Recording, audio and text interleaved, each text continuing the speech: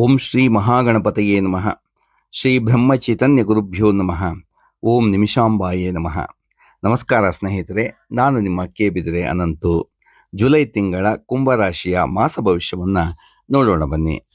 ಕುಂಭರಾಶಿಯವರಿಗೆ ಈ ತಿಂಗಳು ಅಂದರೆ ಜುಲೈ ಮಾಸ ಸ್ವಲ್ಪ ಕಹಿ ಸುದ್ದಿ ಮತ್ತು ಸ್ವಲ್ಪ ಸಿಹಿ ಸುದ್ದಿ ಇದೆ. ಕಹಿ ಸುದ್ದಿ ಏನು ಅನ್ನೋದ ನೋಡೋಣ ಬನ್ನಿ.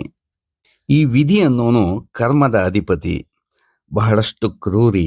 ಆತನಿಗೆ ಕರುಣೆನೂ ಇರಲ್ಲ, ಪ್ರೀತಿನೂ ಇರಲ್ಲ. ಒಂದು ಸಣ್ಣ ಕಥೆಯನ್ನು ನಾನು ಕಳೆದ ವಿಡಿಯೋದಲ್ಲಿ ಹೇಳಿದ್ದೆ. ಚಿಕ್ಕದಾಗಿ ಆ ಕಥೆಯನ್ನು ಇವಾಗ ಹೇಳ್ತೀನಿ. ಈ ಕತೆ ಕುಂಭರಾಶಿಯವರಿಗೆ ಈ ತಿಂಗಳ ಮಾಸ ಭವಿಷ್ಯಕ್ಕೆ ಖಂಡಿತ ಅನ್ವಯಿಸುತ್ತೆ.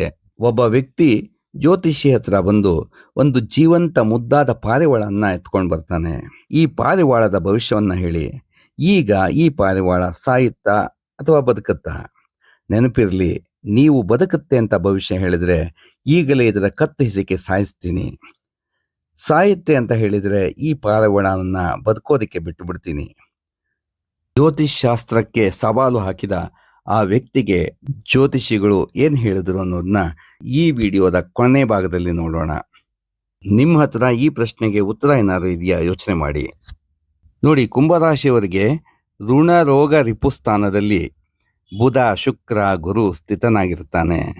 ಲಗ್ನದಲ್ಲಿ ರಾಹು, ಮಾತೃಸ್ಥಾನದಲ್ಲಿ ಕುಜ, ಸಪ್ತಮ ಭಾವದಲ್ಲಿ ಶುಕ್ರ ಮತ್ತು ಕೇತು. ಕುಂಭರಾಶಿಯವರಿಗೆ ಈ ತಿಂಗಳು ಅಭಿವೃದ್ಧಿ ಅನ್ನೋದು ನ್ಯೂಟ್ರಲ್ ಆಗಿರುತ್ತೆ. ಸೂರ್ಯ ಮತ್ತು ಗುರು ಬಲಹೀನನಾಗಿದ್ದಾನೆ. ಯಾರೋ ಗೊತ್ತಿಲ್ಲದವ್ರ ಹತ್ರ ಚೀಟಿ ಹಾಕೋದು, ಯಾರೋ ಹೇಳಿದ್ರು ಅಂತ ಶೇರ್ ಬಿಸ್ನೆಸ್ನಲ್ಲಿ ಹೆವಿ ಇನ್ವೆಸ್ಟ್ ಮಾಡುವಂಥದ್ದು, ಗೊತ್ತಿಲ್ಲದವ್ರಿಗೆ ಅಥವಾ ಆತ್ಮೀಯರು ಅಂತ ಹೆವಿ ಅಮೌಂಟ್ ಸಾಲ ಕೊಡುವಂಥದ್ದು, ಅತಿಯಾದ ಒಡವೆಗಳ ಪ್ರದರ್ಶನ ಮಾಡುವಂಥದ್ದು, ಇಂತಹ ವಿಚಾರದಲ್ಲಿ ಹುಷಾರಾಗಿರಿ. ನಷ್ಟ ಆಗುವಂತಹ ಲಕ್ಷಣಗಳು ಕಾಣಿಸ್ತಾ ಇದೆ. ಈ ತಿಂಗಳು ಫೈನಾನ್ಷಿಯಲ್ ಕಮಿಟ್ಮೆಂಟ್ಗಳನ್ನು ಮಾಡ್ಕೋಬೇಡಿ.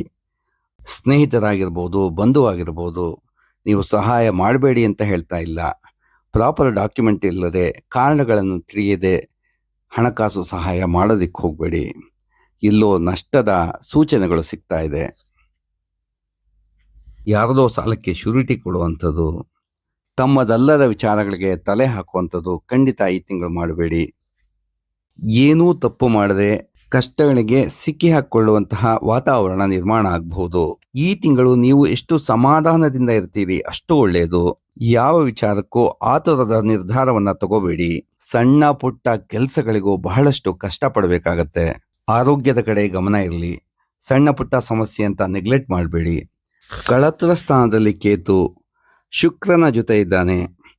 ಅನವಶ್ಯಕವಾದ ಖರ್ಚು ನಿಮ್ಮನ್ನ ಕಾಡುತ್ತೆ. ಇನ್ನು ಉದ್ಯೋಗಾಧಿಪತಿಯಾದ ಕುಜ ಮಾತೃಸ್ಥಾನದಲ್ಲಿ ಇರ್ತಾನೆ. ಆಫೀಸ್ನಲ್ಲಿ ಕಿರಿಕಿರಿ ಆಗುವಂತಹ ಸಂಭವ ಜಾಸ್ತಿ. ನಿಮ್ಮನ್ನ ಬೇರೆ ಡಿಪಾರ್ಟ್ಮೆಂಟ್ಗೆ ಅಥವಾ ಬೇರೆ ಪ್ರಾಜೆಕ್ಟ್ಗೆ ಟ್ರಾನ್ಸ್ಫರ್ ಮಾಡುವಂತಹ ಲಕ್ಷಣಗಳು ಕಾಣಿಸ್ತಾ ಇದೆ. ಹೊಸ ಜವಾಬ್ದಾರಿ ನಿಮ್ಮ ತಲೆ ಮೇಲೆ ಬೀಳಬಹುದು. ಯಾವುದಕ್ಕೂ ಭಯ ಪಡುವ ಅವಶ್ಯಕತೆ ಇಲ್ಲ. ಧೈರ್ಯದಿಂದ ಭಗವಂತನ ಸ್ಮರಣೆ ಮಾಡುತ್ತಾ ಈ ತಿಂಗಳನ್ನು ಎದುರಿಸಿ. ಈ ತಿಂಗಳು ಅತಿಯಾದ ಪ್ರೀತಿ ಮಾಡೋದು ಅಂದರೆ ವ್ಯಾಮೋಹದಲ್ಲಿ ಬೀಳೋದು ಅಂತಾರಲ್ಲ, ಅಂಥ ಕೆಲಸವನ್ನು ಖಂಡಿತ ಮಾಡಬೇಡಿ. ನೋವು ಕಟ್ಟಿಟ್ಟ ಬುತ್ತಿ. ಈ ಇಡೀ ತಿಂಗಳು ಕರ್ಮದ ದಿನಗಳು, ಅಂದರೆ ಕರ್ತವ್ಯ ಮಾಡುವಂತಹ ದಿನಗಳು, ಫಲವನ್ನು ಅನುಭವಿಸುವಂತಹ ದಿನಗಳಲ್ಲ. ಅತ್ಯಂತ ಶ್ರದ್ಧೆಯಿಂದ ಈ ತಿಂಗಳು ಮಾಡುವಂತಹ ಕೆಲಸಗಳು ಮುಂದಿನ ದಿನಗಳಲ್ಲಿ ಖಂಡಿತವಾಗಿ ಫಲ ಕೊಡುತ್ತೆ. ಇನ್ನು ಒಳ್ಳೆ ಸುದ್ದಿ ಏನು ಅನ್ನೋದು ನೋಡೋಣ ಬನ್ನಿ. ನೀವು 7.5ನ ಕೊನೆಯ ಭಾಗದಲ್ಲಿದ್ದೀರಿ.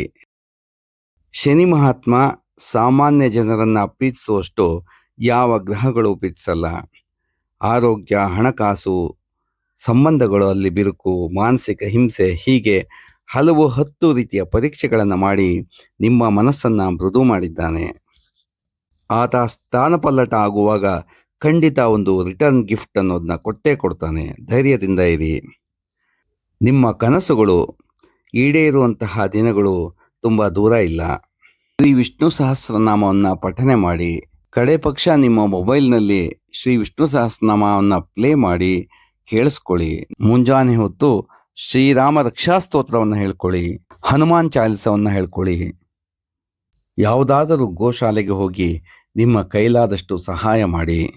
ಗೋವುಗಳಿಗೆ ಆಹಾರ ಕೊಡಿ, ಬೀದಿ ನಾಯಿಗಳಿಗೆ ಆಹಾರವನ್ನು ಕೊಡಿ.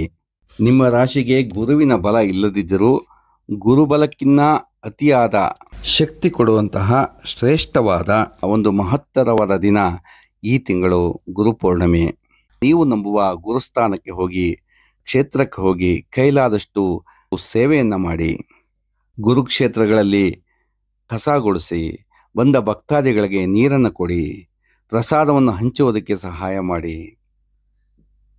ಅಲ್ಲಿರುವ ಗಿಡಮರಗಳಿಗೆ ನೀರನ್ನು ಹಾಕಿ, ದೇವಸ್ಥಾನದ ಸುತ್ತಮುತ್ತ ಬರುವ ಪ್ರಾಣಿಗಳಿಗೆ ಆಹಾರವನ್ನು ಕೊಡಿ. ಯಾವುದಾದರೂ ಗುರುಗಳ ಕ್ಷೇತ್ರವಾಗಿರ್ಬೋದು, ಮಂದಿರ ಆಗಿರ್ಬೋದು, ಮಠ ಆಗಿರ್ಬೋದು, ಅಲ್ಲಿ ನಿಮ್ಮ ಫಿಸಿಕಲ್ ಸೇವೆ ಭಗವಂತನಿಗೆ ಮುಟ್ಟುತ್ತೆ. ಪ್ರಾರಂಭದಲ್ಲಿ ಪಾರಿವಾಳದ ಒಂದು ಕಥೆಯನ್ನು ಹೇಳಿದ್ದೆ. ಆ ಪಾರಿವಾಳ ಸಾಯುತ್ತಾ ಬದುಕುತ್ತಾ ಅಂತ ಜ್ಯೋತಿಷಿಯನ್ನ ಒಬ್ಬ ಕೇಳಿದ್ದ. ಸಾಯುತ್ತೆ ಅಂತ ಉತ್ತರ ಕೊಟ್ಟರೆ ಆತ ಅದನ್ನು ಬದುಕೋದಕ್ಕೆ ಬಿಡ್ತಾನೆ, ಬದುಕುತ್ತೆ ಅಂತ ಉತ್ತರ ಕೊಟ್ಟರೆ ಆತ ಅವನ ಮುಂದೆಯೇ ಆ ಪಾರಿವಾಳನ ಸಾಯಿಸಿಬಿಡ್ತಾನೆ. ಜ್ಯೋತಿಷಿ ಕೊಟ್ಟ ಉತ್ತರ ಮಹತ್ತರವಾದ್ದು. ಜ್ಯೋತಿಷಿ ಹೇಳಿದ ಉತ್ತರ ಇಷ್ಟೇ: ಮಾನ್ಯರೇ, ಇದು ನಿಮ್ಮ ಕೈಯಲ್ಲಿದೆ. ಸ್ನೇಹಿತರೆ, ನಮ್ಮ ಭವಿಷ್ಯ ನಮ್ಮ ಕೈಯಲ್ಲಿದೆ. ಕರ್ಮ ಸಂಬಂಧಿಯಾಗಿ ಗ್ರಹಗತಿಗಳು ಬದಲಾವಣೆ ಆಗೇ ಆಗುತ್ತೆ. ಪರಿಹಾರಗಳನ್ನು ಮಾಡಿಕೊಳ್ಳೋದ್ರಿಂದ ಅದರ ತೀವ್ರತೆ ಕಮ್ಮಿ ಆಗುತ್ತೆ. ಈ ತಿಂಗಳು ಕುಂಭರಾಶಿಯವರು ಸಮಾಧಾನವಾಗಿ ಇರುವುದು ನಿಮ್ಮ ಕೈಯಲ್ಲಿದೆ. ವಿಷ್ಣು ಸಹಸ್ರನಾಮ ಹೇಳ್ಕೊಳ್ಳೋದು ಕೂಡ ನಿಮ್ಮ ಕೈಯಲ್ಲಿದೆ. ಗುರುವಿನ ಕ್ಷೇತ್ರಕ್ಕೆ ಹೋಗಿ ಸೇವೆ ಮಾಡುವಂಥದ್ದು, ಗೋವುಗಳಿಗೆ ಆಹಾರವನ್ನು ಕೊಡುವಂಥದ್ದು, ಬೀದಿ ನಾಯಿಗಳಿಗೆ ಆಹಾರವನ್ನು ಕೊಡುವಂಥದ್ದು, ಸಮಾಧಾನವಾಗಿ ಇರುವಂಥದ್ದು, ಬೇರೆಯವರ ವಿಚಾರದಲ್ಲಿ ತಲೆ ಹಾಕದೇ ಇರುವಂಥದ್ದು, ಇದೆಲ್ಲವೂ ಕುಂಭರಾಶಿಯವರ ಕೈಯಲ್ಲಿದೆ. ನಿಮ್ಮ ಕೈಲಿ ಆಗುವಂತಹ ಭಗವಂತನ ನಾಮಸ್ಮರಣೆಯನ್ನು ಮಾಡಿ, ಅಮ್ಮನವರ ದೇವಸ್ಥಾನಕ್ಕೆ ಹೋಗಿ ಕುಂಕುಮಾರ್ಚನೆಯನ್ನು ಮಾಡಿಸಿ ಆ ಕುಂಕುಮವನ್ನು ದಿನಾನು ಹಚ್ಕೊಳ್ಳಿ. ಭಗವಂತನಿಗೆ ಶರಣಾಗೋದ್ರಿಂದ, ಭಗವಂತನ ನಾಮಸ್ಮರಣೆ ಮಾಡೋದ್ರಿಂದ ಎಷ್ಟೋ ಸಮಸ್ಯೆಗಳ ತೀವ್ರತೆ ತಂತಾನೆ ಕಮ್ಮಿ ಆಗುತ್ತೆ. ಎಲ್ಲ ಕುಂಭರಾಶಿಯ ನೋಡುಗರಿಗೆ ಆ ತಾಯಿ ನಿಮಿಷಾಂಬೆ ಮಂಗಳವನ್ನು ಉಂಟು ಮಾಡಲಿ ಅಂತ ಬೇಡಿಕೊಳ್ತಾ ಈ ವಿಡಿಯೋವನ್ನು ಮುಗಿಸ್ತಾ ಇದ್ದೀನಿ. ಸ್ನೇಹಿತರೆ, ಈ ವಿಡಿಯೋ ಇಷ್ಟ ಆಗಿದ್ದರೆ ದಯಮಾಡಿ ಲೈಕ್ ಮಾಡಿ, ಶೇರ್ ಮಾಡಿ ಮತ್ತು ನನ್ನ ಚಾನಲ್ಗೆ ಸಬ್ಸ್ಕ್ರೈಬ್ ಮಾಡಿ. ಸರ್ವೇ ಜನಾಃ ಸುಖಿನೋ ಭವಂತು, ಸನ್ಮಂಗಳಾನಿ ಭವಂತು.